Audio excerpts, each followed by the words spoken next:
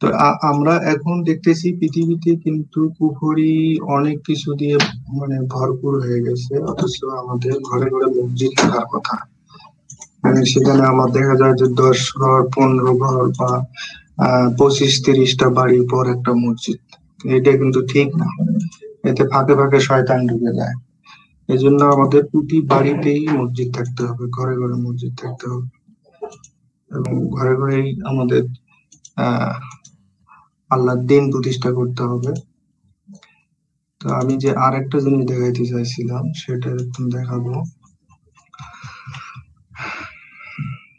সেটা হলো,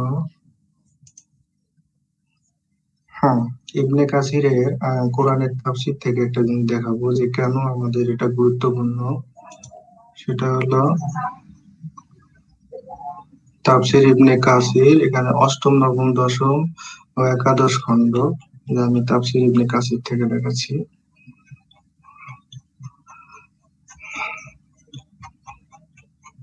এখানে যদি আমরা সূরা তাওবার একটা অংশ দেখি, সূরা তাওবার একটা অংশ যদি দেখি আমরা,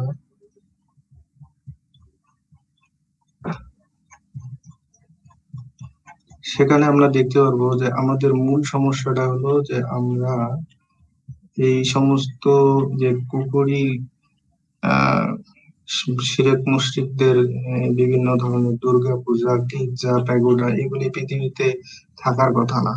এগুলি থাকার কারণে আল্লাহ নারাজ হয়ে বিভিন্ন ধরনের বালা মুসিবত পৃথিবীতে দিচ্ছে আমাদেরকে সতর্ক করার জন্য।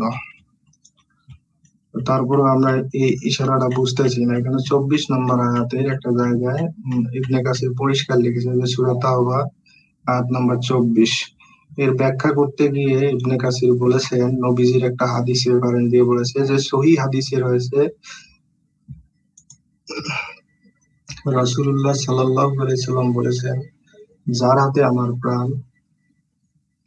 প্রাণ রয়েছে তার শপথ, তোমাদের কেউই পূর্ণ মুমিন হতে পারে না যে পর্যন্ত আমি তার কাছে তার পিতা, তার সন্তান এবং সমস্ত লোক অপেক্ষা প্রিয়তম না হই। মুসনাদে আহমদে ও সুনানে আবি দাউদে রয়েছে যে রাসূলুল্লাহ সাল্লাল্লাহু আলাইহি ওয়াসাল্লাম বলেছেন, যখন তোমরা ক্রয় বিক্রয় শুরু করবে, বলদ গাভীর লেজ ধারণ করবে এবং জিহাদ ছেড়ে দিবে, তখন আল্লাহ তাআলা তোমাদের লাঞ্ছনায় পতিত করবেন, আর তা দূর হবে না যে পর্যন্ত না তোমরা নিজেদের দ্বীনের দিকে ফিরে আসবে। অর্থাৎ লোকেরা বিভিন্ন ধরনের ব্যাংক, বীমা, বিভিন্ন ধরনের ক্রয় বিক্রয় যন্ত্রপাতি বা যে কোনো ব্যবসা বাণিজ্য শুরু করবে, এবং প্রোডাকশন মানে উৎপাদনমূলক কাজ, যেমন চাষ কাজ, বলদ গাভীর লেজ ধরা মানে কি, ধরেন আপনি ফার্ম করলেন, কৃষি কাজ করলেন, বা এখন আধুনিক যুগের কোনো মোটর দিয়ে চাষ করলেন, এই যে উৎপাদনমুখী কাজগুলি যখন করবেন তখন লাঞ্ছনায় পতিত হবেন। কারণ মুসলমানদেরকে উৎপাদনের জন্য আল্লাহ পাঠায়নি, তাদেরকে পাঠাইছে নেতৃত্ব দেওয়ার জন্য। কুফরিরা যা কিছু করে সেগুলির মালিক আমরা, সেগুলি দখল দেওয়ার জন্য। তো এগুলি তো স্পষ্ট, এগুলি কোনো অস্পষ্ট কথা না।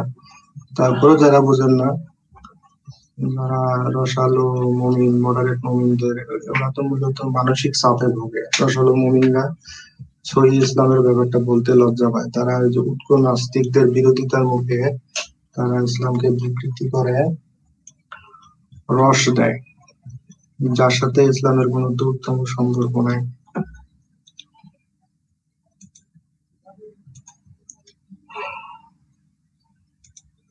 আমি এই জিনিসটা দেখার জন্য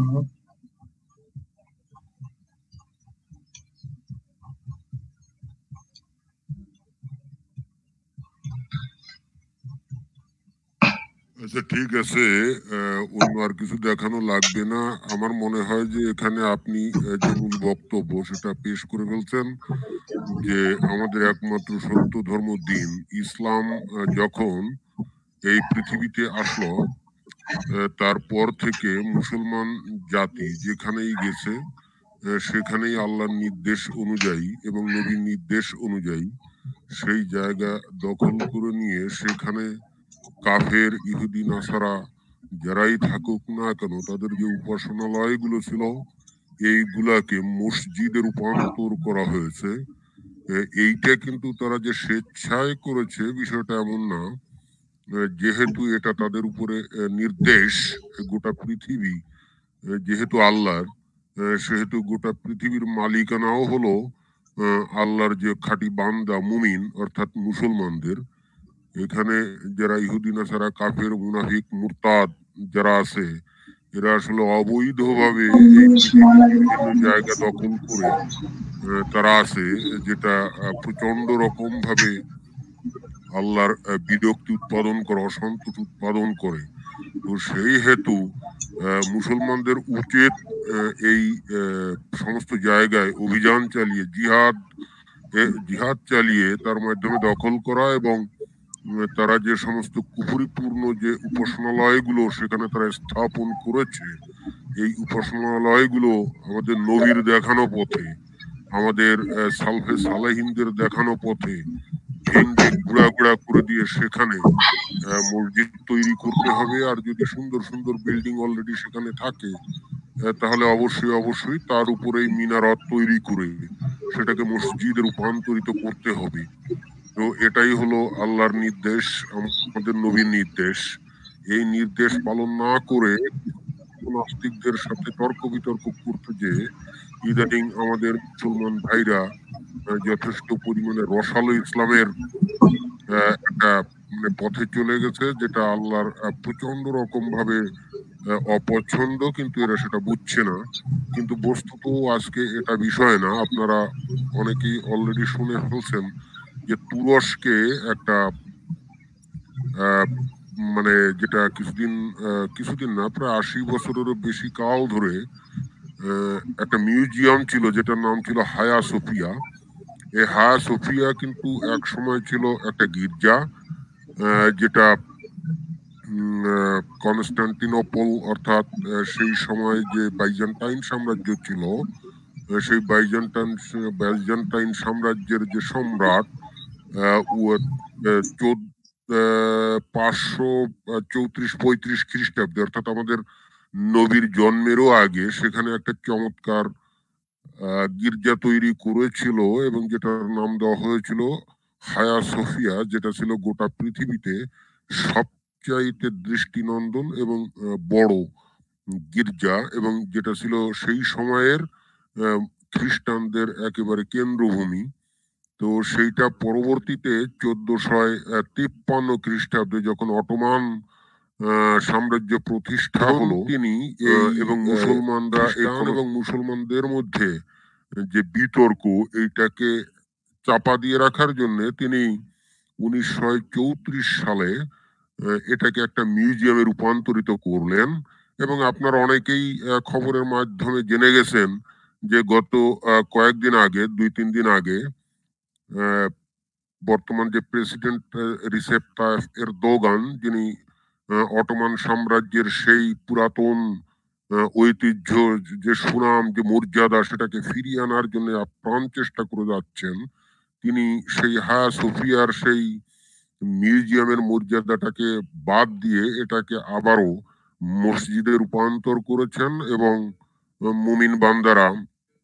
মুমিন বান্দারা সেখানে অলরেডি নামাজ পড়া শুরু করে দিয়েছেন। তো এরকম ভাবেই কিন্তু বস্তুত আমাদের চলতে হবে এবং করা উচিত। কিন্তু মুশকিলটা হচ্ছে এই ঘটনা শুনে যেখানে আমাদের আলেম সমাজে ব্যাপকভাবে আনন্দ উল্লাস প্রকাশ করা উচিত, সেখানে কিন্তু সেটা না করে উল্টো দেখা যাচ্ছে কিছু মিথ্যা তথ্য, কিন্তু মিথ্যা তথ্য তারা প্রচার করে মানুষকে বিভ্রান্ত করার চেষ্টা করছে। কিভাবে বিভ্রান্ত করার চেষ্টা করছে সেটা আমরা একটা হুজুরের মুখ থেকেই শুনি। আমি দরবেশ মোল্লাকে একটা স্ক্রিন শেয়ারের জন্য আমি অনুরোধ করব। আমি দিচ্ছি, আপনি সেই স্ক্রিন শেয়ারটা একটু করুন। করলে পরে আমরা সেখানে একটা হুজুরের বক্তব্য আমরা শুনবো এবং শোনার পরে আমরা দেখবো যে আসলে বিষয়টা কি। আপনি এটা একটু শেয়ার করে দিন। শেয়ার করলে আপনারা শুনুন যে হুজুর কি বলে, এবং এরপরেই আমরা বস্তুত মূল আলোচনায় চলে যাব। তো সর্বপ্রথমে আমরা এই হুজুরের বক্তব্য একটু শ্রবণ করি। দরবেশ মোল্লা, আপনি এটাকে একটু ইয়ে করে দেন, আপনি এটা কোনো সংরক্ষণ লিঙ্ক? করে দেন। ও আচ্ছা আচ্ছা আচ্ছা, বুঝতে পারছি। এটাকে চালু করে দিন। ও, আমাকেই করতে হবে। বর্তমান আমাদের জন্য যেটি অত্যন্ত একটি গুরুত্বপূর্ণ বিষয় হয়ে দাঁড়িয়েছে, এখানে আদালতের রায় দেওয়ার পরে এটিকে মসজিদে আবার রূপান্তর করার জন্য যে নির্দেশনা অথবা তুর্কি সরকার উদ্যোগ গ্রহণ করেছে, এরপরে আমরা নানান কথাবার্তা শুনতে পাচ্ছি। বিশেষ করে বিশ্বের প্রধান সারি যে মিডিয়াগুলি আছে তাদের একপেশে ধরনের এবং তাদের রংচং দেওয়া বিভিন্ন সংবাদের টাইটেল দেখে মনে হচ্ছে মুসলমানরা জানি জোর করে, মুসলমানরা জানি কোনো একটা গির্জা দখল করে, অথবা মুসলমানরা তাদের ইসলামের যে সম্প্রীতি এবং উদারতার ধর্ম এর বুনিয়াদের থেকে বেরিয়ে এসে তারা যেন কোথাও একটি মসজিদ স্থাপন করছেন, যেটি তাদের জন্য ঠিক হচ্ছে না, এবং বিশ্বের সকলেই যেন এর সাথে বিপক্ষে অবস্থান করছেন, এই ধরনের একটি কথা। প্রথমে আমাদেরকে জানতে হবে, যারা আমরা এই আয়া সোফিয়ার এই বিষয় নিয়ে এই সকল সংবাদের ভিত্তিতে আমাদের নিজের মতামত দিচ্ছি, তাদের কাছে বলবো আয়া সোফিয়াটা কোত্থেকে আসলো। এটি মূলত একটি গির্জা ছিল যেটা বাইজেন্টাইন সম্রাট জাস্টিনিয়ান তিনি 537 খ্রিস্টাব্দে এটাকে গির্জা বানিয়েছিলেন। এরপরে ধারাবাহিকভাবে প্রায় 600 বছরের কাছাকাছি এটা একটা গির্জাতেই ছিল, কিন্তু এর পরবর্তীতে 1200 শতকের দিকে যখন ক্রুসেড দেখা দিয়েছিল, তখন 150 বছর এটা একটি পরিত্যক্ত অবস্থায় ছিল, আবার এরপরে এটিকে গির্জায় রূপান্তর করা হয়। কিন্তু যখন অটোমান বংশীয় তৃতীয় মোহাম্মদ ফাতে, সুলতান মোহাম্মদ ফাতে যখন 1453 সালে এই বাইজেন্টাইন সাথে তাদের সাথে যুদ্ধ হয় এবং তিনি যখন বাইজেন্টাইনে বিজয়ী হয়ে সেটাকে অধিগ্রহণ করেন, তখন তিনি এই বাইজেন্টাইনে আসার পরে যেখানে তাদের রাজধানী ছিল, তিনি সেখানে তাদের রাজধানী প্রতিস্থাপন করেন। এই রাজধানীতে থাকা অবস্থাতে যখন এই গির্জাটি সেখানে ছিল, তিনি এই গির্জাওয়ালাদের কাছে তখন প্রস্তাব দেন যে তারা কি এই জমিটি বিক্রি করবে কিনা। আমি এই পয়েন্টটা আপনাদের কাছে খুব জোরালো ভাবে রাখতেছি যে তিনি যখন বাইজেন্টাইন দখল করেন, অধিগ্রহণ করেন কোন একটা এলাকায়, তখন কিন্তু আমরা বর্তমান বিশ্ব সহ সবসময় দেখতে পাই আমি এলাকা জয় দখল করেছি, এখন আমি যা ইচ্ছা তাই করতে পারি, এটাই ধরন। কিন্তু সুলতান মোহাম্মদ ফাতে, যার ইতিহাস আপনারা একটু গুগলে সার্চ দিয়ে দেখবেন, তার মতো মহান একজন শাসক, তিনি তখন তাদের কাছে প্রস্তাব দেন এবং তারা কিন্তু গির্জাটি বিক্রি করতে রাজি হয় তার কাছে। আমি এর পরের প্রসঙ্গে আসছি, এই বিক্রি করতে রাজি হয় এক্ষেত্রে বলতে পারি কোন গির্জা কি বিক্রি করা যায়? জি, আপনারা এই জায়গায় উনি প্রচন্ড মিথ্যাচার করছেন, এই জায়গায় প্রচন্ড মিথ্যাচার করছেন। এখানে আমাদের নবী এবং পরবর্তীতে যে খলিফারা যে জায়গায় তারা দখল করেছেন, সেখানে কারো কাছ থেকে এভাবে কিনে অথবা কোনো নেগোসিয়েশনের মাধ্যমে কোনো কিছুই কখনোই ওনারা অধিকারভুক্ত করেননি, এ ধরনের কোনো ইতিহাসও নাই, আর করার তো কথাও না। কারণ হচ্ছে গোটা পৃথিবী হলো আল্লাহর, এবং আল্লাহর প্রতিনিধি হিসাবে তার মালিকানা বা উত্তরাধিকার সূত্রে তার ভোগ দখলকারী হলো মুমিনরা। তো সেই জায়গা যখন তারা দখল করবে, তখন তারা তো ইহুদি নাসারা কাফেরদের কাছ থেকে অনুমতি অথবা কেনা, এটা তো দরকার নেই। এটা তো কমপ্লিটলি ইসলাম বিরোধী একটা ব্যাপার, তাই না? তো এখন উনি যে আসলে মিথ্যা কথা বলতেছেন, সেইটা উনি আবার বললেন যে গুগলে যে সেটা বের করার জন্য। তো আমরা সেই গুগলে যে আমরা একটু বের করব, দেখি গুগলে কি বলে। উনি যেহেতু আমাদেরকে বললেন, সেহেতু আমরা একটু গুগলে যাব। গুগলে যে আমি দরবেশ মোল্লা, আপনাকে আমি একটা একটা সাইট আমি আপনাকে বলবো, আপনি একটু শেয়ার দিয়ে দিন এবং তারপরে সেটা ইয়ে করবো। হ্যাঁ, এটা একটু শেয়ার দিয়ে দিন। যেহেতু আমাদের হুজুর গুগলে যে যে গবেষণা করতে বললেন, তো আপনারা দেখলেন যে এখানে উইকিপিডিয়াতে হায়া সোফিয়া, এখানে HAGIA, উচ্চারণ যদিও হ্যাগিয়া হওয়ার কথা, আমরা বাঙালিরা সেভাবে উচ্চারণ করব, কিন্তু এটা আসলে হবে হায়া সোফিয়া। তো এখানে অনেক ছোট, তো আমি সুতরাং এইটাকে না দেখে এখান থেকে হুবহু কপি করে আমি ওয়ার্ডে নিয়ে গেছি। আমি এখন সেটাকেই এখন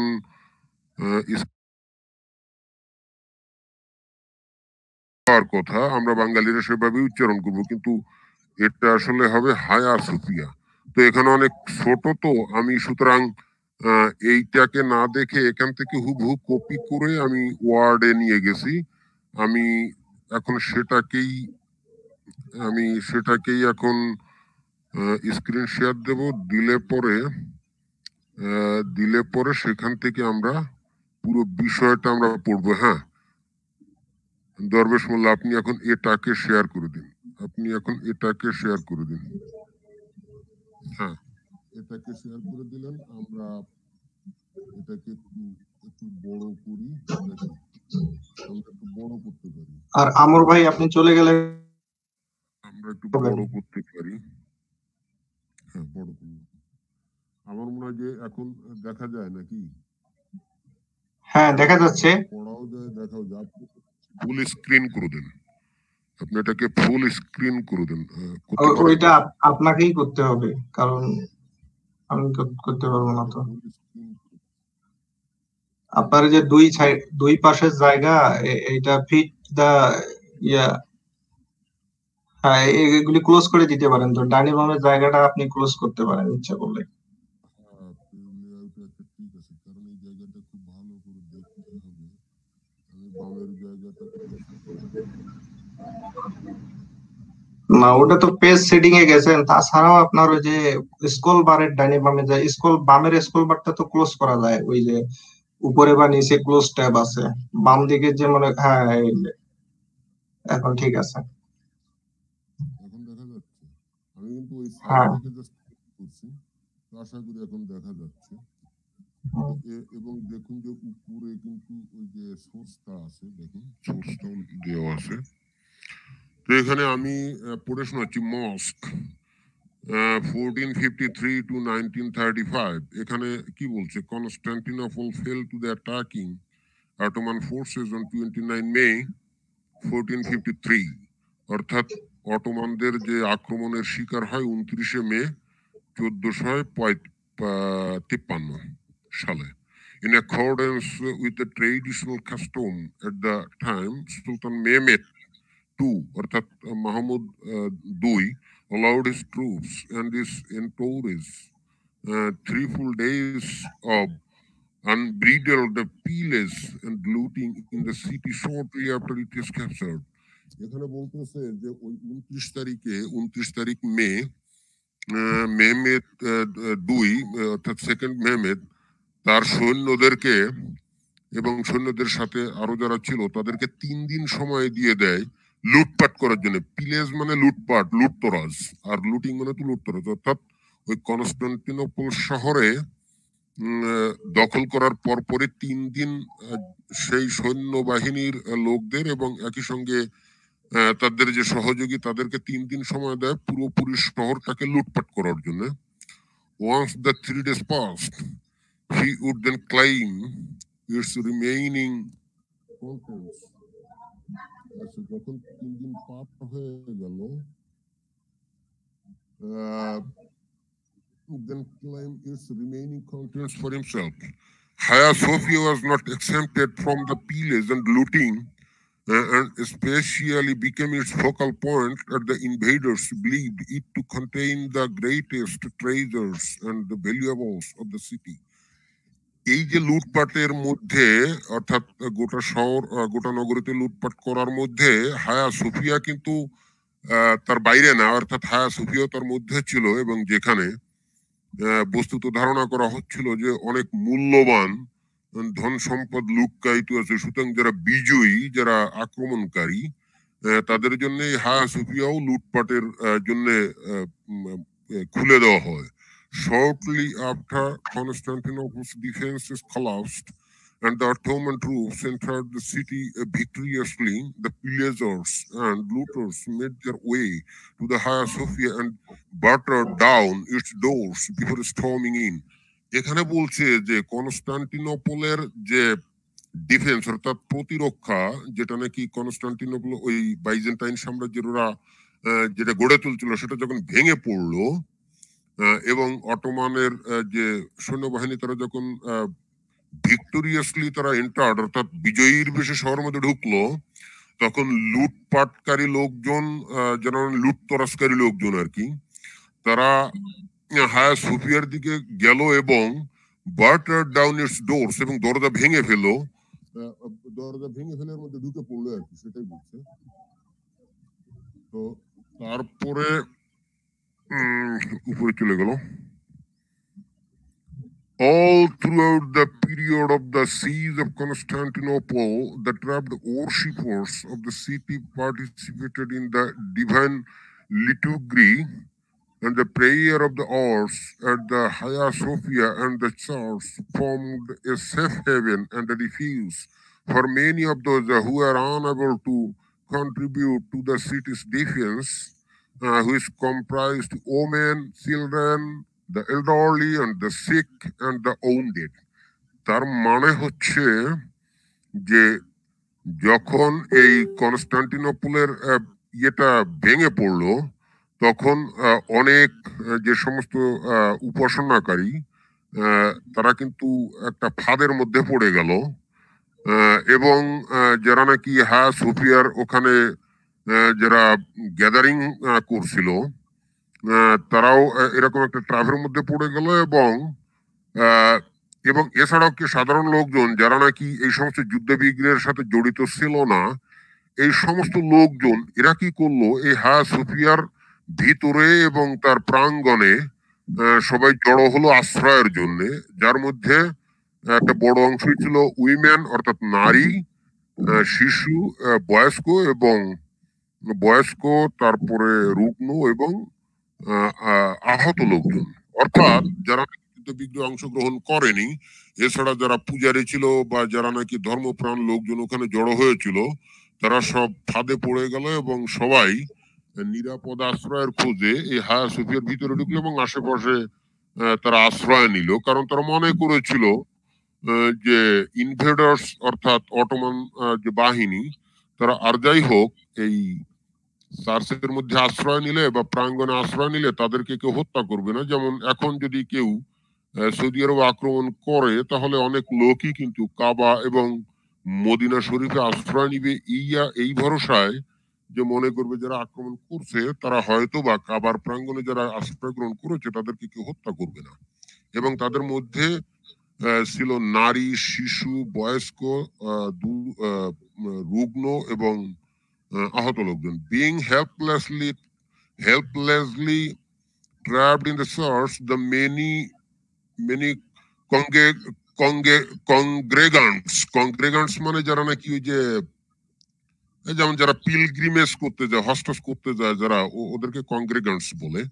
And yet no refugees inside became spoils of war to be divided among the triumphant invaders.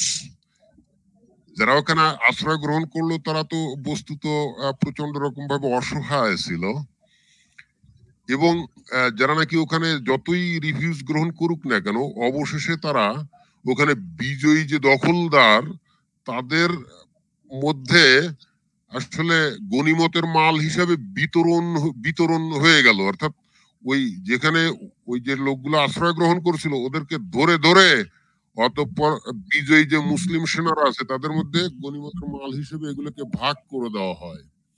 The building was significantly desecrated and looted to a large extent, with the helpless occupants who sought shelter within the church being enslaved.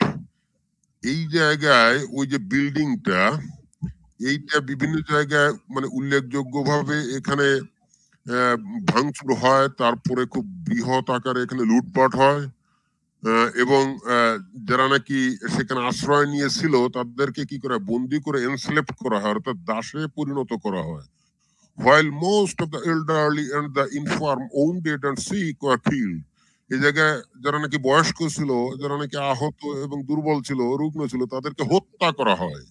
And the remainder, mainly teenage males and young boys, were chained up and sold off into slavery. এবং যারা নাকি অল্প বয়স্ক যে সমস্ত ছেলে এরা ছিল তাদেরকে মানে ইয়ে করা হয়, চেন দিয়ে, অর্থাৎ চেন দিয়ে বাঁধা হয় এবং তাদেরকে দাস হিসেবে বিক্রি করা হয়।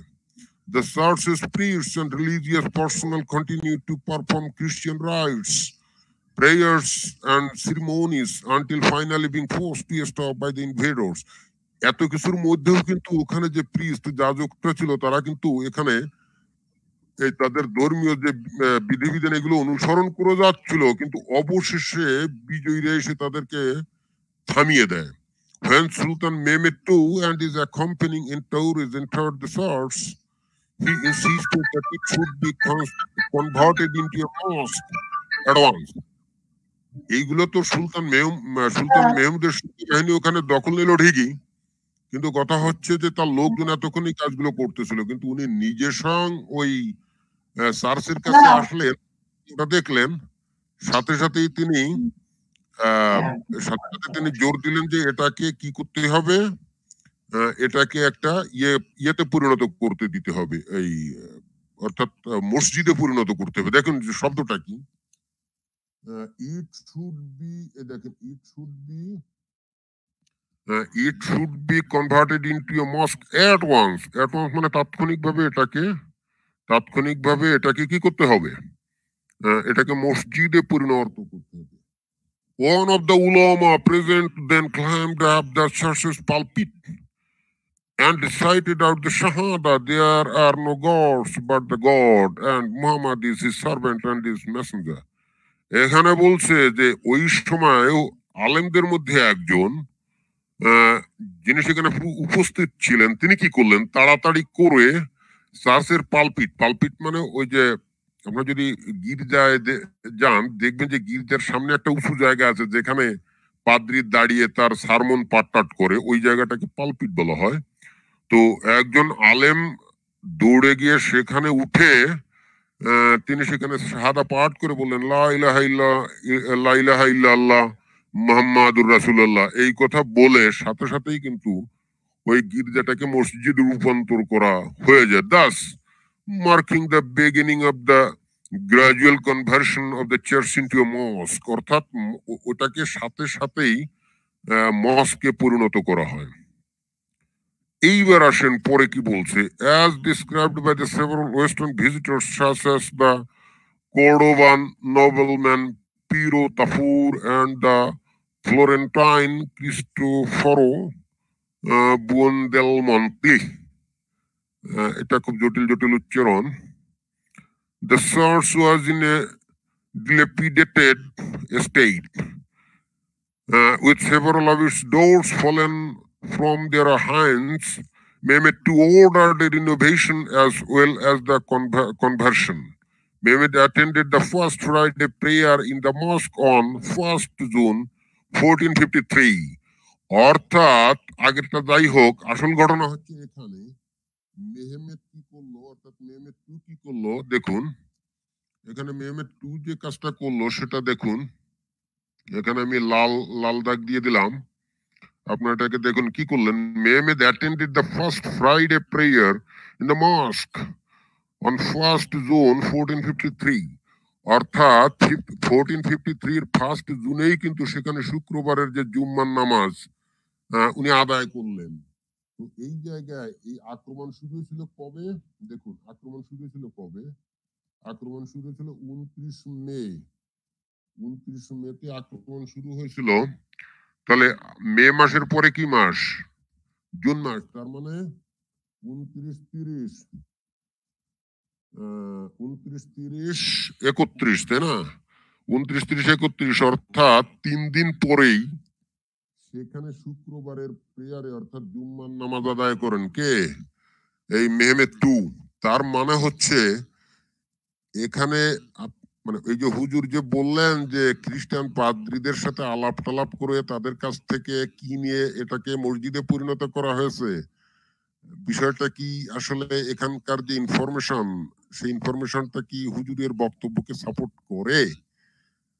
যখন আক্রমণ করে অধিকার করা হলো তখন এইটা পুরোপুরি লুটপাট করে করতে যাতে পারে সেজন্য উন্মুক্ত করে দেওয়া হলো 3 দিন, এবং 3 দিন পরেই মেহমেদ এসে শুক্রবারের সেখানে জুম্মার নামাজ আদায় করলেন জাস্ট 3 দিন পরে।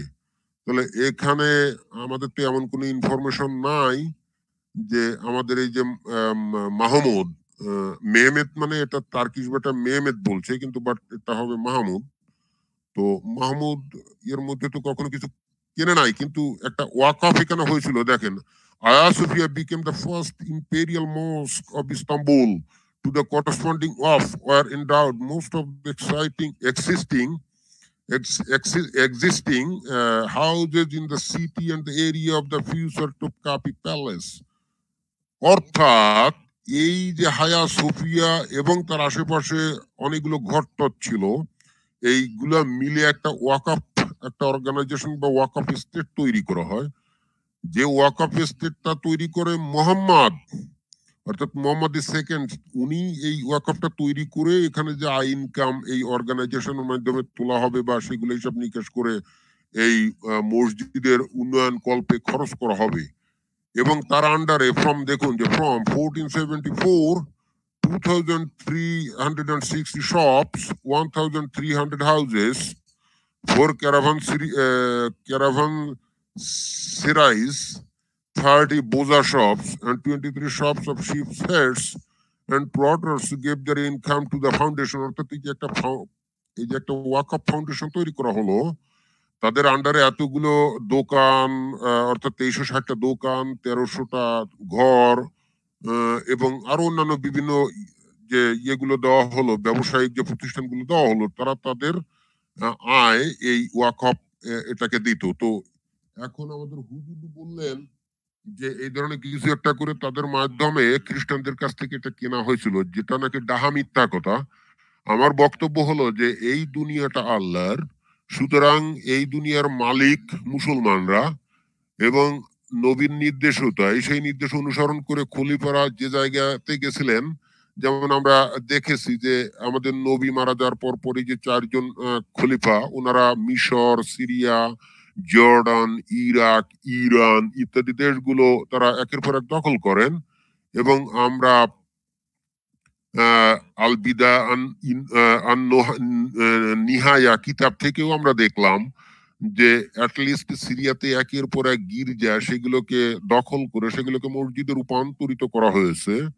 এবং ঠিক একই ভাবে নবীর দৃষ্টান্ত অনুসরণ করে, আল্লাহর নির্দেশ অনুসরণ করেই বাইজান্টাইনদের তৈরি এই খ্রিস্টান চার্চ, সেটাকে মসজিদে রূপান্তরিত করা হয়েছে, যেটা সম্পূর্ণ ইসলাম সিদ্ধ। এবং এই জিনিসগুলো করতেই হবে, এগুলো আমাদের উপরে নির্দেশ, আমরা সেটাই করব এবং আমাদের সুলতানরা সেটাই করে গেছিলেন। এখন আমাদের গোটা মুসলিম বিশ্বের সমস্ত আলেম ওলামা এবং সাধারণ মুসলমান সবাইকেই এটা নিয়ে উল্লাস প্রকাশ করার কথা যে হ্যাঁ, ওটা আমরা মসজিদে রূপান্তরিত করেছিলাম, এই দুনিয়া আল্লাহর, অন্য কোনো উপাসনালয় থাকবে না, সব মসজিদে রূপান্তর হয়ে যাবে। সুতরাং আমরা আল্লাহু আকবার ধ্বনি দিয়ে এটাকে বিজয় উল্লাস করব আমরা। অথচ সেটা না করে আমাদের হুজুর এসে মিথ্যা তথ্য এখানে দিচ্ছে, বলছে এটা নাকি খ্রিস্টানদের কাছ থেকে কিনে নেওয়া হয়েছে। তার মানে একটা সুগার কোটিং, একটা বৈধতার একটা ইয়ে দিচ্ছে। আমি নিশ্চিত যে এটা যদি হিন্দুদের কোনো মন্দির হতো তাহলে এই ধরনের সুগার কোটিং তারা দিত না, কারণ হিন্দুদেরও তো পাত্তা টাত্তা মুসলমানরা দেয় না এবং আমাদের দেওয়ার কোনো দরকারও নাই। এটা যদি বাংলাদেশে কোনো মন্দির এভাবে দখল করত এবং সেটাকে যদি মসজিদে রূপান্তরিত করা হতো, তাহলে এই ধরনের সুগার কোটিং কথাবার্তা কিন্তু ইমামরা বলতো না, বা পাকিস্তানও যদি এটা করা হতো এই ধরনের সুগার কোটিং কথাবার্তা বলতো না। কিন্তু দুর্ঘটনাক্রমে তুরস্ক, ইউরোপের মধ্যে, এবং করা হচ্ছে কি হিন্দুদের কোনো মন্দির না, করা হচ্ছে খ্রিস্টানদের একটা গির্জা, যেটা নাকি যেন তেন গির্জা না, যেটা নাকি একসময় গোটা পৃথিবীর কেন্দ্রভূমি ছিল। তো স্বাভাবিকভাবে উন্নত দেশগুলোর অধিবাসীরা হলো খ্রিস্টান। সুতরাং এই হুজুরগুলো টের পাচ্ছে যে প্রতিক্রিয়া ভবিষ্যতে ভয়াবহ হতে পারে, এইটা তাদের মাথায় ঢুকছে। এখন তাদের কাছে ইসলামের, আল্লাহর এবং নবীর নির্দেশের থেকে এই খ্রিস্টানরা কি প্রতিক্রিয়া ভবিষ্যতে দেখাবে, এই জিনিসটা তাদের মাথায় ঢুকে গেছে বলে সুগার কোটিং করার চেষ্টা করছে। অর্থাৎ তারা বলার চেষ্টা করছে আমরা তো তোমাদেরটা জোর করে নেই নাই, তোমাদের খ্রিস্টান পাদ্রীরাই তো সেই 500 বছর আগে আমাদের কাছে বিক্রি করে দিছিল, তো আমাদের কি করার আছে। এখন সেই জায়গার প্রেসিডেন্ট তিনি সেটাকে আবার মসজিদে রূপান্তরিত করছে, সুতরাং আমাদের তো এখানে করা কিছু নেই, আমরা তো অবৈধ কিছু করি নাই, আমরা তো জোর করে তোমাদের এগুলো দখল করি নাই। এরকম একটা সুগার কোটিং দেওয়ার চেষ্টা করছে। অ্যাটলিস্ট বাঙালি যে দর্শক শ্রোতা বা মুমিন মুসলমান আছে তাদেরকে এই ধরনের একটা সুগার কোটিং দিচ্ছে। তো এইটা করার জন্য তো আল্লাহ এবং তার নবী নির্দেশ দেয় নাই। এরকম একটা নির্দেশ যেটা আমাদের নবী থেকে শুরু হয়ে বাস্তবায়িত হয়ে আসছে 1400 বছর ধরে। এখন 1400 বছর পরে এসে সেই জিনিসটা করতে যে আমি সুগার কোটিং দিব, মিথ্যা কথা বলবো, বিকৃত তথ্য প্রচার করব, এতে করে তাহলে তো আমাদের ইসলামের সেই মর্যাদা থাকে না, ধুলায় ভুলুণ্ঠিত হয়ে যায়। আমি জানি না যে হুজুর কেন এই সমস্ত আজে বাজে ফালতু কথা কেন বললো। ওটা আমাদের দখল করছিলাম আমরা এক সময়, আমাদের খলিফা দখল করছিল, আমরা মসজিদ বানাইছিলাম শোকে, মাঝখান দিয়ে অনেকদিন কামাল আতাতুর্ক সে ধর্ম নিরপেক্ষতার নাম করে সেখানে একটা ভুল কাজ করছিল। এখন এরদোগান ক্ষমতা এসছে, যিনি নাকি ইসলামী দলের প্রধান, উনি আবার এটাকে মসজিদে রূপান্তরিত করলেন। এটা তো ঠিকই আছে, এটা তো ইসলাম সমর্থিত, ইসলাম অনুযায়ী এটা বৈধ সিদ্ধ কাজ, তাহলে এটাকে আমি সুগার কোটিং দিতে চাইবো কেন? এবং ওই যে বললাম না যে বাংলাদেশ বা পাকিস্তান বা অন্য কোনো আফগানিস্তান ইত্যাদি দেশে যদি কোনো মন্দির অথবা কোনো হিন্দুদের যদি বৌদ্ধদের কোনো মন্দির এগুলোকে যদি এরকম করা হতো তাহলে কিন্তু এরা সুগার কোটিং দিত না, কারণ তারা এগুলো পাত্তা দিত না। কিন্তু যেহেতু এখানে বিষয়টা হলো খ্রিস্টানদের, এখন তারা ভয় পাচ্ছে যে খ্রিস্টান বিভিন্ন দেশে এখন সেখানে যদি যে যেমন এরকম অনেক মসজিদ আছে, যেমন মানে স্পেনের কর্ডোবা, তারপরে ওখানে আন্দালুসিয়ার অনেক জায়গা আছে, এবং এছাড়াও যুগোস্লাভিয়া সহ আরো বিভিন্ন জায়গায় অনেক জায়গা আছে। তো এখন খ্রিস্টানরা এইগুলাকে যে আসলে আবার চার্চে পরিণত করে ফেলতে পারে এই ধরনের সম্ভাবনা তাদের মধ্যে জেগে উঠছে, যে যেহেতু তারা এটা করলো, পরবর্তীতে একজন খ্রিস্টান যদি এটা করে তাহলে তার মুসলমানরা কিছু বলতে পারবে না, তখন তো বলবে তোমরাও তো এটা করছিলে, তো তোমরাই তো আমাদেরকে পথ দেখিয়েছো, যে কারণেই তো আমরা এখন তোমরা অনেকদিন এটাকে মসজিদ হিসাবে দখল করে রাখছো, এখন আমরা এটাকে গির্জায় আবার ফিরিয়ে নিয়ে যাব, তোমরা কি করবা?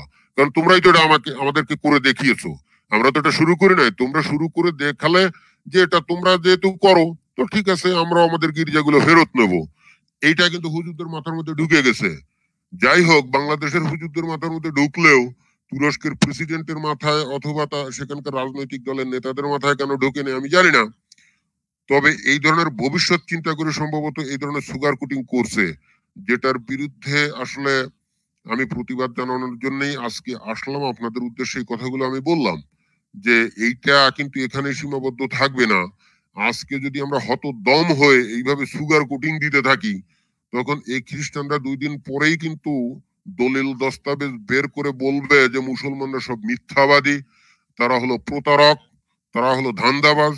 নইলে যেটা মাহমুদ টু দখল করে সেটাকে মসজিদে তৈরি করলো, পরিণত করলো, এবং যেখানে খ্রিস্টানদের কাছ থেকে কিনে টিনে নাই, অথচ এখন এসে কিছু লোক বলছে বা হুজুরা বলছে এটা নাকি খ্রিস্টানদের কাছ থেকে কিনে নিয়েছিল।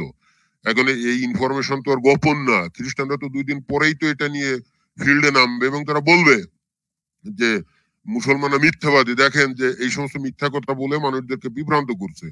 এটা নাম্বার 1। নাম্বার 2, এই ঘটনার পরিপ্রেক্ষিতে এই খ্রিস্টানরা কিন্তু বিভিন্ন জায়গায় তারা মসজিদ থেকে এখন কিন্তু মুসলমানদেরকে উচ্ছেদ করবে। নট অনলি দ্যাট, এটার প্রভাব কিন্তু ভারতেও পড়বে।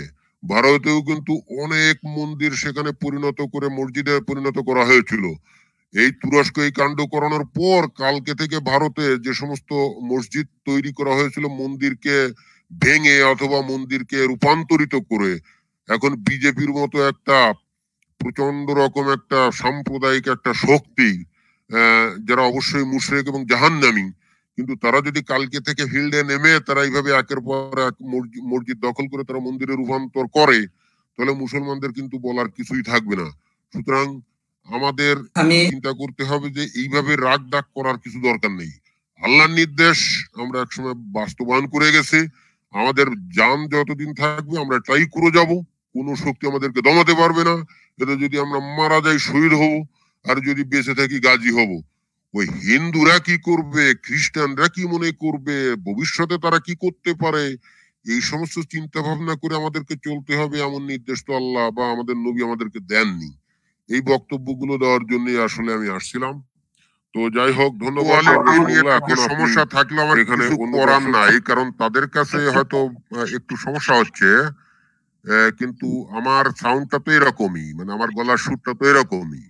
এখন আপনাদেরকে এটাই মেনে নিতে হবে এবং এটা নিয়ে কোনো কথা চলবে না, কথা বলা যাবে না। আমি আপনাদেরকে বিনয়ের সঙ্গে আমি অনুরোধ করব এটা নিয়ে কোনো কথা বলবেন না। আমি জানি না আপনারা মন্তব্য করে এত কথা বলতেছেন কেন। আমার শব্দই এরকম, আমার গলায় এরকম। এখন আপনার যদি ভালো না লাগে তাহলে আপনি শুনবেন না, কিন্তু এই গলা তো চেঞ্জ করার কোনো উপায় নাই, তাই না? আর আপনারা কেন এটা নিয়ে এত মন্তব্য করছেন? আপনারা কি সব বোকা নাকি মূর্খ? আপনাদেরকে বুঝতে হবে something is wrong, something is wrong. আপনারা এটা বুঝে শুনে কন্টিনিউয়াসলি কমেন্ট করে যাচ্ছেন। আপনাদেরকে তো আমি এত মূর্খ মনে করি না। আমারও তাই মনে হচ্ছিল, এখানে থেকে অজ্ঞান লোক না, সবাই সজ্ঞান। হ্যাঁ, আমর ভাই আপনি যুক্ত হলেন যে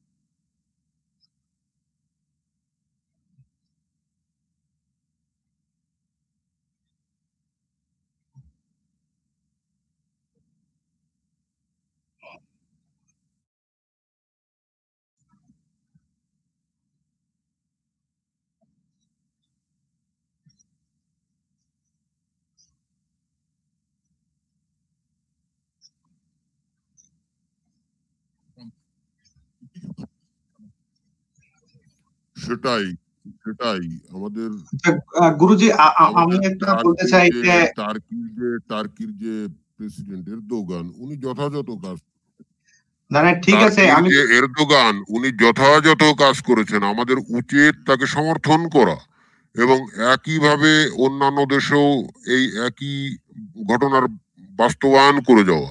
সেটা না করে হুজুররা এসে মিথ্যা কথা বলে মানুষকে ভুলভাল ব্যাখ্যা দিচ্ছে এবং প্রকৃত সত্য লুকাচ্ছে, যেখানে হুজুরদের উচিত রাস্তায় একটা বিশাল বিজয় মিছিল বের করে আল্লাহু আকবর ধ্বনি দিয়ে ইসলামের জয় পতাকা উড়ানো।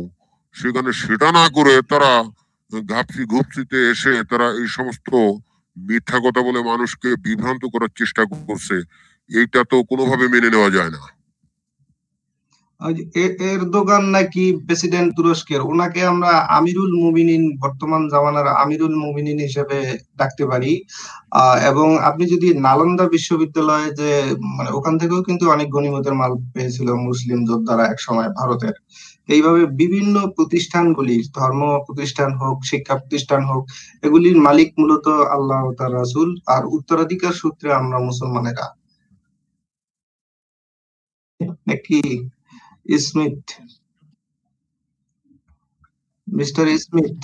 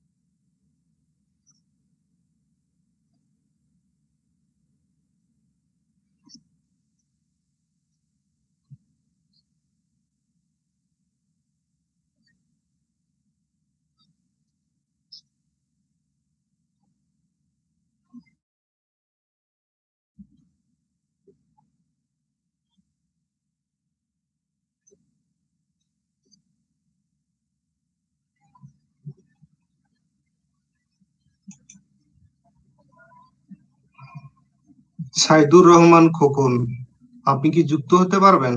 আপনার কোনো মতামত দিতে পারবেন? আপনি কমেন্ট করেছেন ভাই, আপনি না বুঝে বলেছেন। তো আসলে সত্যটা কি আমরা তো সবাই জানতে চাই। আপনি যুক্ত হতে পারেন।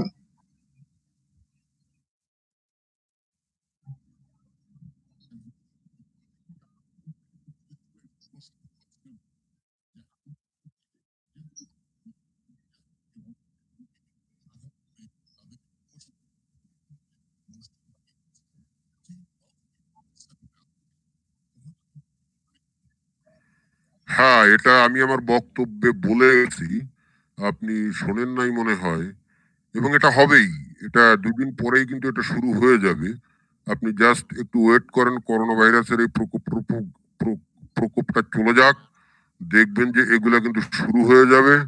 কারণ এই যে ঘটনা টার্কিতে ঘটালো, এটা কিন্তু এখানেই শেষ হবে না।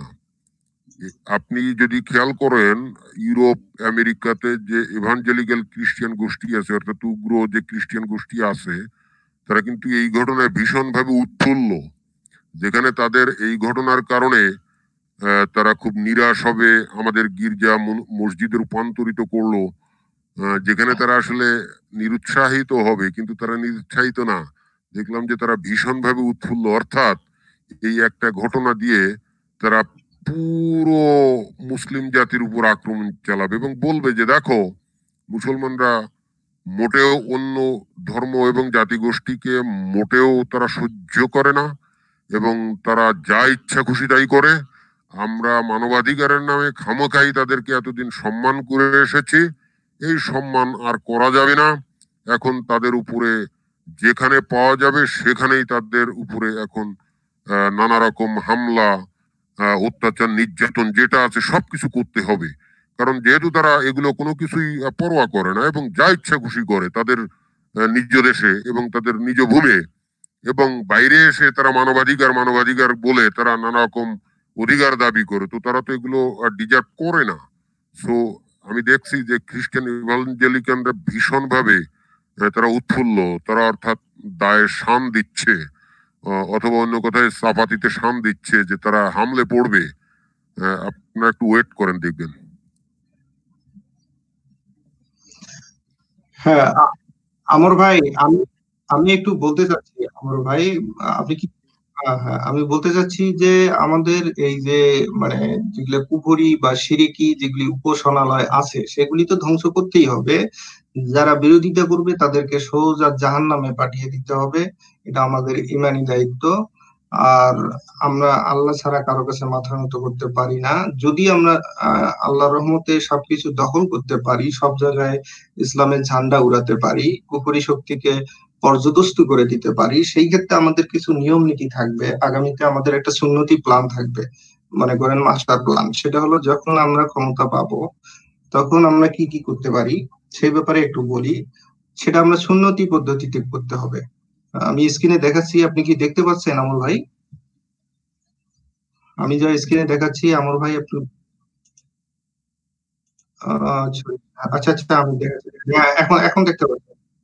এখন এখন দেখতে পাচ্ছেন? আমি এই ব্যাপারে একটু 2-3 মিনিট বলবো যে আমাদের এই যে সুন্নতি প্ল্যান বাস্তবায়ন হলে তখন আমরা দেখতেছি যে এটা কিন্তু এই একটা তাওবা তাওবার কত নম্বর আয়াতের প্রেক্ষিতে আমি একটু দেখাচ্ছি।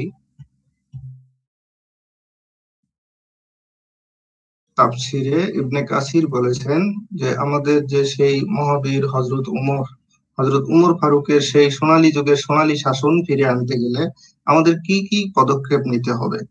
হযরত উমরের আমলে গোটা পৃথিবী ছিল মুসলমানদের দখলে।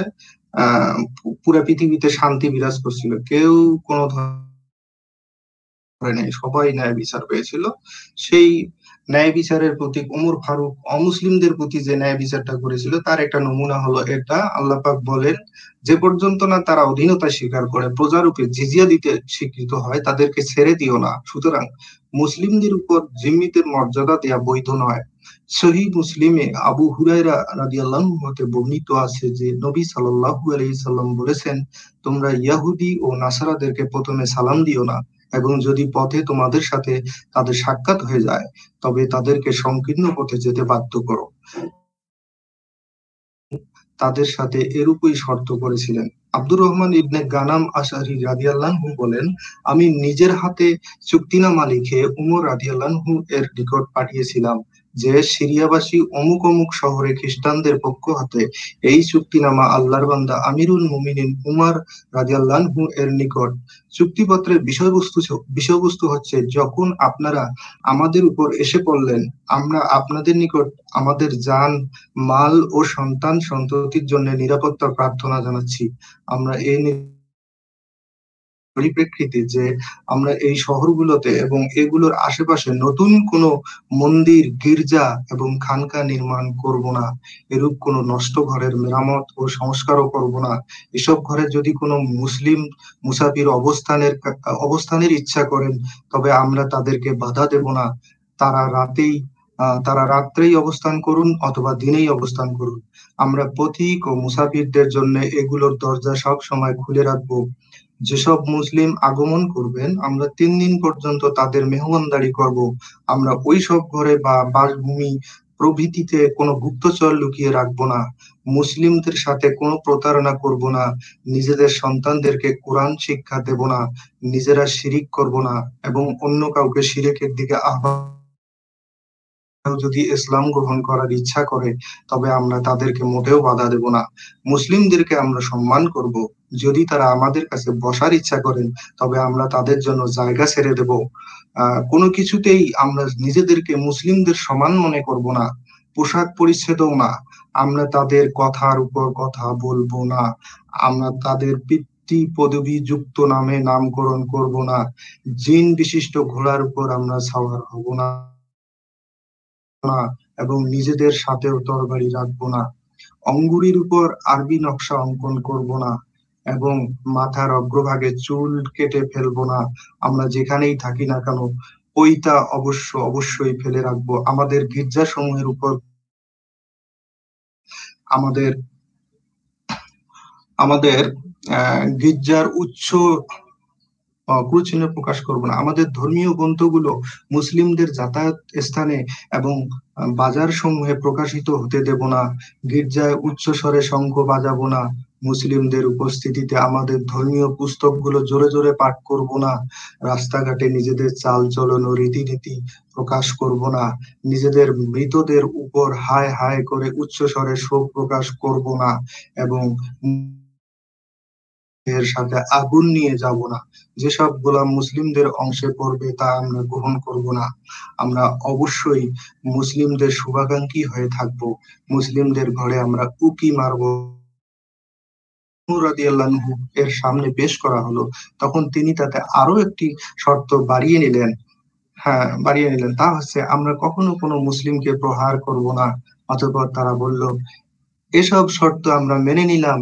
আমাদের ধর্মাবলী সমস্ত লাভ করলো। এগুলোর কোনো একটি যদি আমরা ভঙ্গ করি, তবে আমাদেরকে নিরাপত্তা দানের ব্যাপারে আপনার আপনার কোনো দায়িত্ব থাকবে না এবং আপনি আপনার শত্রুদের সাথে যা কিছু করেন, আমরাও ওরই যোগ্য ও উপযুক্ত হয়ে যাব। তো আমর ভাই, আপনি সুন্দর একটা পদ্ম, এটা অমুসলিমদের জন্য মনে করেন বেহেশতের মতো, বেহেশতের বাতাসের মতো খুব সুন্দর পরিবেশ। হযরত ওমর ফারুক ন্যায় বিচারক। এই ধরনের যে জ্ঞানটা, যে শিক্ষাটা, ইসলামের যে শান্তিটা, সেটা কিন্তু এই পত্রের মধ্যে আছে। এই শান্তিটা আমরা বিশ্বের মধ্যে ছড়ায় দিতে হবে, যে কিভাবে অমুসলিমরা মানে জিম্মিরা কিভাবে থাকবে, তাদের আদব কায়দা শিক্ষা দেওয়ার দায়িত্ব কিন্তু আমাদের, যেহেতু আমরা নবীর ওয়ারিস এই হিসাবে। মানে ইসলামের যে কিরকম শান্তি এবং মানসিক মর্যাদা, হ্যাঁ, যে উমর ফারুক ন্যায় বিচার, সেই জিনিসটা কিন্তু এই চিঠির মধ্যে ফুটে উঠেছে। হযরতে উমর ফারুক, যিনি সবচেয়ে ন্যায় বিচারক ছিলেন।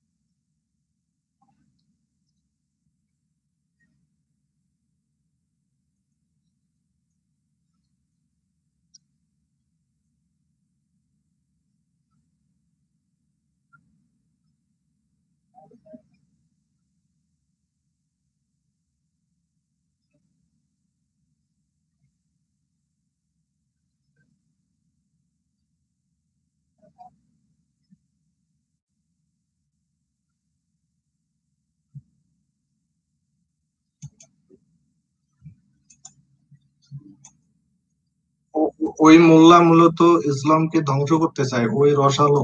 ও মানে যেটা সহি ইসলাম, সেখানে দেখা যাচ্ছে যে হযরত ওমর কিভাবে তার দেশ পরিচালনা করছে। সেখানে কিছু কিছু ক্ষেত্রে তাদেরকে মানে বলা হয়েছিল যে তোমাদের যদি কোনো বিক্রি করার থাকে তোমরা বিক্রি করে দাও, অস্থাবর কিছু থাকলে, কারণ তোমাদেরকে তো ভাগিয়ে দেওয়া হবে, দেশান্তরী করা হবে। মানে মাইনকে সিপায় ফেলানো হয়েছিল, তাদের বিক্রি করার কোনো পথ নেই। যেমন এই দেশ থেকে অনেক মুসলিম সংখ্যালঘু হিন্দুরা ভারতে যাওয়ার সময় কিন্তু কোন রকম মানে লাখ টাকার জিনিস 2 টাকা বিক্রি করার একটা মাইকে সিপায় ফেলায় তাদের প্রতিবেশী মুমিন ভাইয়েরা। এভাবে তারা কিন্তু যেতে বাধ্য হয়। তো এইরকম কিছু অফার যে বিক্রি করে যাও, তখন আর মানে ক্রেতাও তারাই, যেভাবে নেবে ওইভাবেই দিতে হবে। তো মূল ব্যাপারটা হলো ওইটুকুই তো অতিরিক্ত, যেহেতু দুনিয়ার মালিক আল্লাহ ও রাসূল, আর আমরা রাসূলের ওয়ারিস, সেই হিসেবে তো এখানে মুসলিমদের থাকার কোনো অধিকারই নেই। তো এখানে এই যে মিস্টার স্মিথ আপনাকে যুক্ত করলাম, এবং মিস্টার সরকার, আপনারা যে দিয়ে মতামত দেন আপনাদের। হ্যাঁ হ্যাঁ, স্মিথ নাকি মিস্টার স্মিথ? আপনি প্রথমে একবার যুক্ত করলাম, কেটে চলে গেলেন, এখন আবার যুক্ত করেছি। আপনি কি শুনতে পাচ্ছেন শুনতে মিস্টার পাচ্ছি। স্মিথ? হ্যাঁ হ্যাঁ, বলুন বলুন। ইউটিউব থেকে আমি আসলে বলার কিছু নাই, আমি জাস্ট আপনাদের কথা শুনতে চাচ্ছিলাম, কিন্তু ইউটিউবে সাউন্ডটা ঠিক মতো আসতেছে না, সেই কারণে আমি এখানে ঢুকেছিলাম আর কি। এর একটু গোলযোগ হয়ে গেছে আজকে পুরো লাইভ, আমরা দুঃখিত। তো দেখি আগামীতে যাতে ক্লিয়ার সাউন্ড আসে আমাদের। মানে আমি নিজেও একটু প্রবলেমে পড়ে গেছিলাম, গুরুজিও প্রবলেমে পড়ে গেছিল, যার কারণে একটু উল্টাপাল্টা। বলার কিছু নাই, আমি জাস্ট আপনাদের কথা শুনতে চাচ্ছিলাম, কিন্তু ইউটিউবে সাউন্ডটা ঠিক মতো আসতেছে না, সেই কারণে আমি এখানে ঢুকেছিলাম আর কি। এর একটু গোলযোগ হয়ে গেছে আজকে পুরো লাইভ, আমরা দুঃখিত। তো দেখি আগামীতে যাতে ক্লিয়ার সাউন্ড আসে আমাদের। মানে আমি নিজেও একটু প্রবলেমে পড়ে গেছিলাম, গুরুজিও প্রবলেমে পড়ে গেছিল, যার কারণে একটু উল্টাপাল্টা হয়ে গেছে, এই জন্য আমরা দুঃখিত। তো মিস্টার সরকার, আপনি কি বলবেন? আমার কথা কি শোনা যাচ্ছে? শোনাও যাচ্ছে, এবং ইকোর নমুনাও দেখতে পাচ্ছি। আচ্ছা, তাহলে কি করব বলবো? হ্যাঁ হ্যাঁ, বলেন মিস্টার স্মিথ, আপনি যাইয়েন না, আপনি কি বলবেন মিস্টার সরকারের পরে বলবেন। মিস্টার সরকার আপনি বলেন। আচ্ছা, এই যে আবদ ভাই যে আবদ আমল ভাই যে কথাগুলো বললো, কথাগুলো একদিক দিয়ে ঠিক আছে, কিন্তু এই পৃথিবীর সমস্ত অমুসলিম গুলো যদি একজোট হয়ে যায় তাইলে অবস্থাটা কি হবে? তাহলে কি আর তখন এই যে মুসলিম সাম্রাজ্যকে টিকায় রাখা যাবে না? এ তো ধূলিসাৎ হয়ে যাবে। পারমাণবিক বোমা, ড্রোন, তারপরে এই যে এত এত মিসাইল, হ্যাঁ, তারপর ফায়ার জেট, এই যুদ্ধ বিমান, এসবের ইয়ে করতে পারবে? সবাই যদি এই ইন্টেনশনটা বুঝে যায় তাহলে অবস্থা কি হবে? আবদ ভাই বলুন দেখি। কোন ফেরেশতা এসে কিন্তু রক্ষা করতে পারবে না।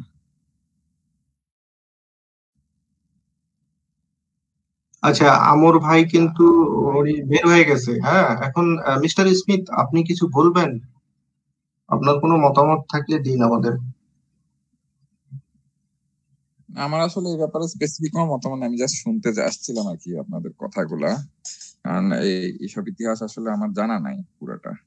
হ্যাঁ, তো আমি কি বলবো আপনি আপনি কি মনে করেন যে অমুসলিম কাফেরদের কোনো ধর্মীয় উপাসনালয় দুনিয়াতে থাকা উচিত? এই ধরনের কুফরি শিরকি কাজ কারবার, এতে করে কি আমাদের উপর খোদার গজব নাজিল হবে না? এই যে করোনা ভাইরাসে কত মানুষ কি দুরবস্থায় পড়ে গেল, কেউ মারা গেল, কেউ চাকরি হারালো। এসবের পিছনে তো কারণ আছে। খোদার আরশ কেঁপে উঠেছে মানুষের এই ধরনের পাপাচারে। শিরিক করলে আল্লাহ সহ্য করতে পারে না।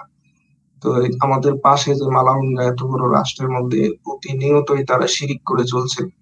হ্যাঁ, অথচ আমাদের গাজওয়ায় হিন্দ করার জন্য নবীজি বলে গেছিল যে তোমার যে হাত যে করবে, হ্যাঁ, সে কিন্তু আমার সাথেই জান্নাতে প্রবেশ করবে।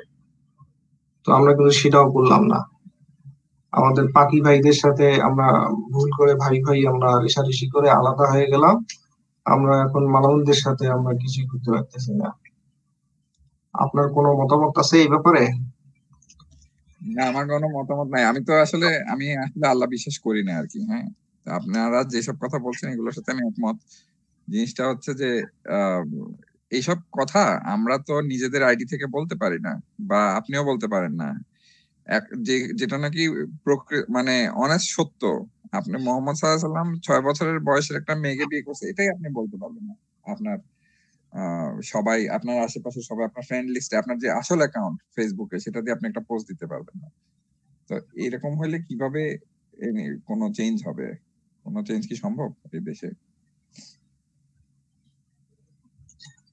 আচ্ছা, আমর ভাই আপনি বের হয়ে গেলেন, বুঝলাম না। মিস্টার সরকার আপনাকে চাইছিল, কিন্তু আমর ভাই আপনি বের হয়ে গেলেন। হ্যাঁ সরকার, আপনি চালিয়ে যান একটু। খোকন বিশ্বাসকে যুক্ত করি। হ্যাঁ, খোকন বিশ্বাস, আপনি বলেন। যারা যুক্ত হ্যাঁ, আচ্ছা আচ্ছা তুর্কায়ের একটা বিরাট অংশ যারা জার্মানিতে বসবাস করে, তুর্কায়ের এই যে গোষ্ঠীটা, তারা কিন্তু এতে খুব একটা খুশি হয়নি। তারা এতে প্রতিবাদ করেছে, কারণ তারা তো খ্রিস্টানদের সঙ্গে থাকতে হবে এখানে। সেক্ষেত্রে তারা এটাকে কোনো অবস্থাতেই আনন্দের সঙ্গে গ্রহণ করেনি। আর তাছাড়া তুর্ক এরদোগান, সে সবসময় প্রভোকেশন করে। সে ইউরোপকে প্রভোকেশন করার জন্য তার একটা ইয়ে হয়ে দাঁড়ায়ছে। সে যখনই সুযোগ সুবিধে পায় সে ইউরোপকে বিভিন্ন ভাবে বিভিন্ন কায়দায় প্রভোকেশন করে। আমার কথা কি বোঝা যাচ্ছে? হ্যাঁ, খোকন বিশ্বাস। হ্যাঁ, আমার কথা শোনা যাচ্ছে নাকি? হ্যাঁ, ঠিক আছে। হ্যাঁ, আচ্ছা। তো প্রভোকেশন করে, তা করার জন্য এটা ইউরোপের সবাই জানে। কিন্তু এই ব্যাপারে তাকে সে কোনো কিছু করলে ইসি কিংবা তারা কিন্তু খুব একটা এটা রিয়াকশন করেনি। কেননা ইউরোপ থেকে যে একটা বিরাট অংশ টুরিস্ট যারা স্থানগুলি যায়, এবং যারা এই টুরিস্টদের বিরাট একটা অংশ যারা এই মিউজিয়ামটাই যায়, কিন্তু এই মিউজিয়াম যদি না থাকে সেক্ষেত্রে তাদেরও একটা ইনকাম নিশ্চয় কমে যাবে। সেক্ষেত্রে তারা তুর্কাই এটা কেন করেছে, জাস্ট এটা প্রভোকেশনের জন্য তারা করেছে। কেন করেছে সেটা বলা মুশকিল। এটা করেছে আবার ঠিক যখন আজ থেকে 5 বছর আগে, আমার সঠিক সময়টা মনে নেই, এর জন্য ওখানে যেটা কু হয়েছিল ঠিক ওই দিনই এরদোয়ান এটা করলো আর কি। অর্থাৎ সবকিছু পিছনে একটা কিন্তু আছে। এই কিন্তুটা হচ্ছে যে সবকিছুর পিছনেই তুর্কাই অর্থাৎ এরদোয়ান যেটা করে তার একটা প্রভোকেশন করার জন্য, প্রভোকেশনটাই তার উদ্দেশ্য। আর এই যে মসজিদটার ভিতরে যেটাকে এই যে মিউজিয়ামটার ভিতরে বেশ কিছু ছবি ছিল, যে ছবিগুলো ইউনেস্কো মানা করেছিল না ভেঙে ফেলার, যেগুলো মোজাইক করা ছিল, সেগুলো কিন্তু অনেক আগের থেকে এরদোয়ান আসার পরেই আস্তে আস্তে সেগুলোকে কিন্তু ধ্বংস করা হয়েছে। এবং সেটাকে ইউনেস্কো প্রতিবাদ করা সত্ত্বেও তুর্কাই সেটা করে গেছে আর কি, এই মিউজিয়াম থাকা অবস্থায়। এবং তাদের প্ল্যানই ছিল এটাকে কোনো এক সময় তারা এটাকে মসজিদ বানাবে। মসজিদের তো দরকার ছিল না, তুর্কাইয়ের এই ইয়ের পাশে অনেক মসজিদ আছে, সুতরাং তাদের কোনো মসজিদ দরকার ছিল না। মসজিদের জন্য যে জায়গা হচ্ছে না বলে তারা যে এটা করেছে তা না, তারা করেছে সম্পূর্ণ, আমি মনে করি আমার দৃষ্টিতে আমি যেটা দেখি যেটা প্রভোকেশনের জন্য। কিন্তু তুর্কাইয়ের যারা বাইরে থাকে তাদের জন্য এটা মোটেই ভালো সংবাদ না এবং মোটেই ভালো না।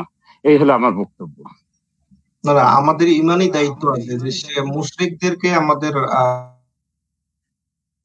এটা রাখা যাবে না পৃথিবীতে। আচ্ছা, এখানে আইভ্যান আপনার কিন্তু ডিভাইস নট কানেক্টেড দেখায়, তার মানে আপনি যখন লিংকে ক্লিক করছেন ফেসবুক থেকে তখন আপনার ক্যামেরা এবং মাইক্রোফোনের পারমিশন দেন নাই।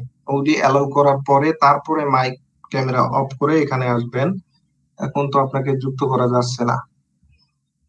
হ্যাঁ, আপনি আবার চেষ্টা করেন। মিস্টার সরকার, এরকম একটা ভিডিও আমি দেখছিলাম, এই যে ইউটিউবে দেখছিলাম, যে ওই যে মূর্তিগুলো আপনার ভেঙে ভেঙে ফেলছে বড় বড় হাতুড়ি।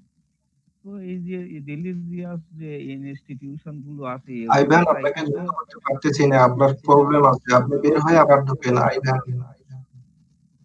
বলছিলাম রিলিজিয়াস যে ইনস্টিটিউশন গুলো আছে এর চাইতো আপনার মিউজিয়াম আছে ইম্পর্ট্যান্ট। এখানে জ্ঞান অর্জন সম্ভব, আর এখানে আপনার যে ধর্মান্ধ একটা জাতি তৈরি হচ্ছে, এটা আপনি একটু মাইকটা মিউট করে রাখেন, এরপরে বলবেন। যেটা হচ্ছে সভ্য একটা সিভিলাইজড একটা নেশন তৈরি করার জন্য আসলে কিন্তু খুব দুঃখজনক। এটা খুব ক্ষতিকর। আমাদের কি করতে হবে, আমাদের এখন জ্ঞান বিজ্ঞান সাহিত্য সংস্কৃতি সৃজনশীলতা এইসবের দিকে যেতে হবে, আর তা না আমরা সেই পিছনে 5000 1400 3000 2000 বছর আমরা পিছনে ফিরে যাচ্ছি। এ কি একটা মর্মান্তিক ব্যাপার। আচ্ছা, এখানে এই যে জহির আকন্দ, আপনার তো নয়েজ হয়, তারপর আপনি বলেন জহির আকন্দ আপনাকে যুক্ত করা হয়েছে, তারপরে যুক্ত। হ্যাঁ হ্যাঁ, বলেন। হ্যালো, আমরা শুনতে পাচ্ছি, আমরা আপনাকে শুনতে পাচ্ছি জহির আকন্দ, আপনি বলেন। আপনারা সবাই ভালো আছেন? জি, আমরা ভালো আছি। আপনি আসলে আপনাদের প্রোগ্রাম গুলো অনেকদিন দেখি তো, যার জন্য আমি অ্যাটেন্ড করা, আপনাদের সাথে পার্টিসিপেট করা আলোচনার মধ্যে, কিন্তু সবসময় পাওয়া যায় না। এই জন্য আসলে আপনাদের প্রোগ্রামটা আমি রেগুলার অ্যাটেন্ড করতে চাই, কিন্তু সেটার জন্য কি করতে হবে এটা জানতে চাই। আর পরবর্তীতে অ্যাকচুয়ালি আমি রেগুলারলি পার্টিসিপেট করতে চাই আর কি। আসলে আমাদের তো এই যে আগে পোস্টে জানিয়ে দেওয়া হয়। আচ্ছা, অন্যরা একটু মিট করবেন।